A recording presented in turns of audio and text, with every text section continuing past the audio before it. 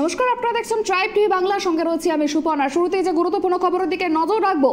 ইডির আর্থিক লেনদেন সংক্রান্ত মামলায় আজ সন্দেশখালীর বেতাজ বাদশাকে ব্যাংকশাল আদালতে তোলা হলো। তার সঙ্গে আরো 3 জনকে আদালতে তোলা হয়। এই বিষয় নিয়ে আমরা কথা বলবো। আমাদের সঙ্গে টেলিফোন লাইনে রয়েছে আমাদের প্রতিনিধি অভ্রদীপ। দেখো, ব্যাংকশাল আদালতে আজ সন্দেশখালীর মাস্টার মাইন্ড তথা শেখ শাহজাহানকে আজ তোলা হয়েছে আদালতে।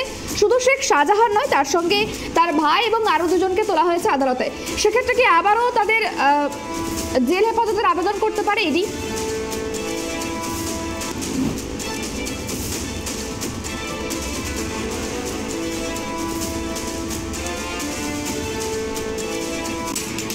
অভ্রদীপ, দেখো, তোমার কাছে যেমনটা জানতে চাইছিলাম যে শেখ শাহজাহান সহ তার ভাই এবং আরো 2 জনকে আজ ব্যাংকশাল আদালতে তোলা হয়েছে, ঠিক কি কি আর্জি জানাতে পারে ইডি, কি জানা যাচ্ছে? একদম, দেখো, শেখ শাহজাহান সহ 4 জনকে আজ ব্যাংকশাল আদালতে পেশ করেছে ইডি। ইডি মূলত আর্থিক দুর্নীতি সংক্রান্ত মামলায় আজ আদালতে হাজির করানো হলো সন্দেশখালীর বেতাজ বাদশা শেখ শাহজাহান এবং তার ভাই শেখ আলমগীরকে। আদালতে হাজির করানো হয় শিবপ্রসাদ হাজরা এবং দিদার বক্স মোল্লাকেও।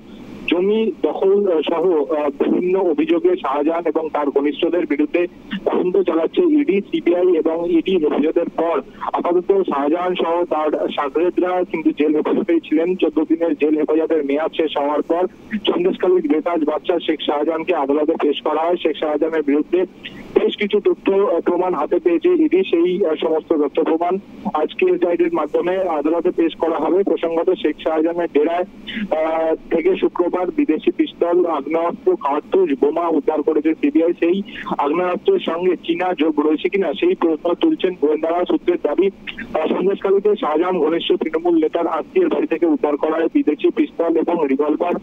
চীনা ভাষায় প্রস্তুতকারী সংস্থার নাম, সিরিয়াল নম্বর লেখা রয়েছে সেখান থেকেই সন্দেহ জোরালো হয়েছে। প্রাথমিকভাবে দেখে মনে হচ্ছে যে তদন্তকারীরা একাংশের দাবি করছেন ওই পিস্তল, রিভলভার গুলির নিরাপত্তা বাহিনীর কাছ থেকে টাকা 9mm পিস্তল এবং রুগার রিভলভারের সমকক্ষ।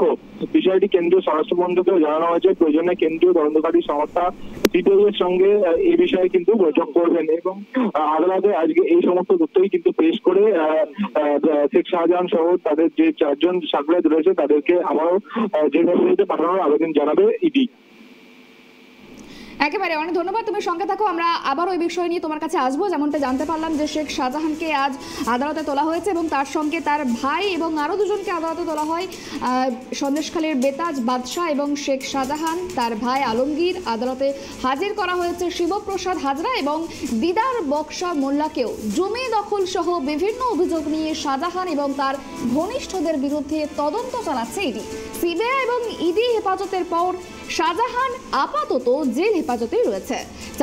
14 দিনের জেল হেফাজত শেষ হয়ে যাওয়ার পর, মেয়াদ শেষ হয়ে যাওয়ায় সন্দেশখালীর বেতাজ বাদশাহ শেখ শাহজাহানকে আজ আদালতে আবারও পেশ করা হয় এবং শেখ শাহজাহানের বিরুদ্ধে আরও বেশ কিছু তথ্য প্রমাণ হাতে পেয়েছে ইডি। সেই সমস্ত তথ্য প্রমাণও আজ কেস ডায়েরির মধ্য দিয়ে আদালতে পেশ করা হবে বলেই জানা যাচ্ছে।